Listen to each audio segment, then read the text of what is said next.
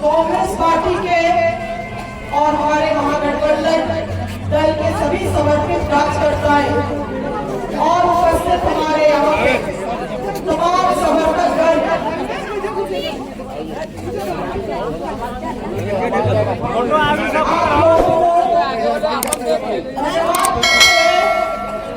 आप लोग हमारे इस विजय जुलूस में आज के दिन शामिल हुए और केवल न आज के दिन मगर प्रत्येक दिन आप लोगों का सहयोग, आप लोगों का समर्थन बना रहा और यही कारण है कि इतने भारी मतों से दोबारा हम लोग यहाँ पे विजय हुए हैं माननीय विधानसभा में। आप लोगों ने खास करके जो समर्पित कार्यकर्ता रहे, आप लोग मेरे से ज्यादा चुनाव को देखे हैं, चुनाव के में भागीदारी हुए हैं। मुझे लगता है ये चीज आपको भी अनुभव होता होगा कि ये पिछले 25-20 साल का सबसे कठिन चुनाव में से एक चुनाव था। जिस तरह से आवेग, धन बल का प्रयोग किया गया, जिस तरह से कई झूठ को लगातार नए झूठ को परोसने का कोशिश किया गया, लगातार हमारे कार्यकर्ताओं को पहले से कभी नहीं हुआ था मगर हमारे समर्पित कार्यकर्ताओं को धमकी दी गई, उनको पारा बदलने का उनको लुभाव दिया गया। मगर हमारे कार्यकर्ता जो हमारे समर्पित रूप से परिवार की तरह, वो अडिग इस तूफान में भी हम लोगों के साथ इस विचारधारा में, इस लड़ाई में खड़े रहे। और आज यही कारण है कि इतने भारी मतों से यहाँ पे कांग्रेस पार्टी हम लोग दोबारा विजय हुए। यहाँ पे मुझे व्यक्तिगत रूप से एक बात आज आप लोगों के बीच में रखना चाहता हूँ। मैं जब 2022 में उपचुनाव जीत के आई थी तो मुझे लगता था कि राजनीति में हमेशा पढ़े लिखे शिक्षित लोगों का आना जरूरी है। तो बहुत लोग जो जाति धर्म के नाम पे भी कटते हैं, बढ़ते हैं, वैसे लोग इस बात को स्वीकारेंगे कि हम लोगों के बीच में अब एक पढ़ी लिखी शिक्षित विधायक है। मेरे 2-2.5 साल के कार्यकाल में हम लगातार इस चीज को ध्यान रखे कि हम कभी भी किसी जाति धर्म में किसी का भेदभाव ना करें। हम लगातार इस बात का ध्यान रखें कि हम अपने आप को किसी धर्म विशेष का ना होने दें। और यही कारण है कि हम सभी जाति धर्म को स्वीकारते हुए, हम सभी को मानते हुए, सभी को सम्मान देते हुए आगे बढ़े, ये सोचते हुए कि शिक्षा और ज्ञान किसी भी धर्म से ऊपर होता है, कर्म, मेरा काम किसी भी धर्म से ऊपर होता है। मगर अफसोस जिस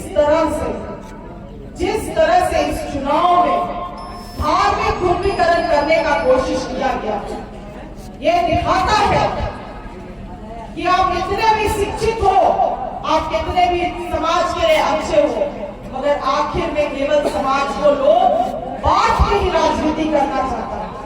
मगर मॉडल विधानसभा में इसका उदाहरण बना, जो लोग बांटने का कोशिश किए उन लोगों को ही छुट्टी कर दिया गया, उन्हीं लोगों को वापस नहीं किया गया। इसी महादानी मैदान में, इसी मंच में खड़ा होके बहुत असम का एक दिग्गज नेता है आके हम खूब गरियाया, खूब गंदा बात बोला, खूब भला बुरा करके लोगों को दिग्भ्रमित करने का काम किया। मगर आज क्या हुआ नतीजा? क्या हुआ नतीजा ऐसे लोगों का? और आने वाले समय में भी ऐसे लोग जो समाज को बांटने का काम करेंगे, समाज में उन लोगों के लिए कोई जगह नहीं। क्योंकि हम लोग 365 दिन जो सेवा का भावना से जनता का सेवा करते हैं, वही कारण है कि आज हम आप लोगों के सामने यहाँ खड़े हैं। केवल वही एक कारण है। इसीलिए ये सेवा का काम आगे भी जारी रहेगा। हमारे छोटे छोटे हम लोगों के यहाँ पे बच्चे लोग शिक्षा को और दुरुस्त करने का हम लोगों का प्रयास रहेगा। 5 साल शिक्षा में हम लोग पूरा ध्यान देंगे, चाहे वो उच्च शिक्षा हो या प्राथमिक शिक्षा हो। अधिक से अधिक बच्चों को शिक्षा दिया जाए, अच्छा शिक्षा दिया जाए, उनके जो भी उनको आवश्यकता है पढ़ाई करने के लिए उन सभी चीजों की पूर्ति हो, उसमें खास ध्यान दिया जाएगा।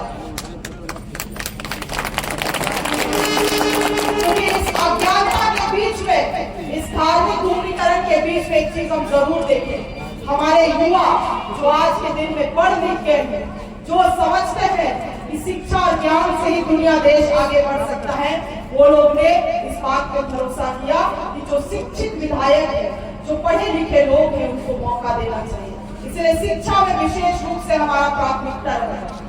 महिलाओं का इस चुनाव में बहुत बड़ा भागीदारी रहा। बहुत सारे महिलाओं ने इस बात को विश्वास किया कि 18 साल में जो सरकार ने हम लोगों का कुछ नहीं किया, पहली बार योगन सरकार ने हम लोगों को सम्मान देने का काम किया।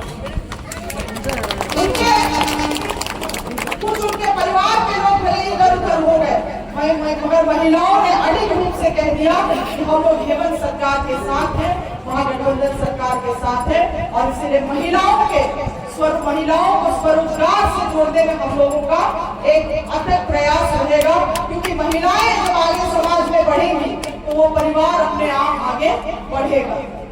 हमारा कृषि बहुल क्षेत्र होता है और यहाँ पे खेती बाड़ी से लोग अधिकतर अपना जीवन यापन करते हैं।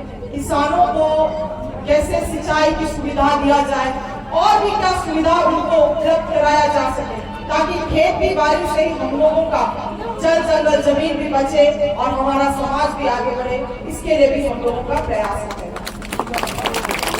इसके अलावा 5 साल में हम लोग विकास में निश्चित रूप से जो 2 साल में हम लोग जितना विकास किए और उससे अधिक काम करने का हम लोग प्रयास करेंगे।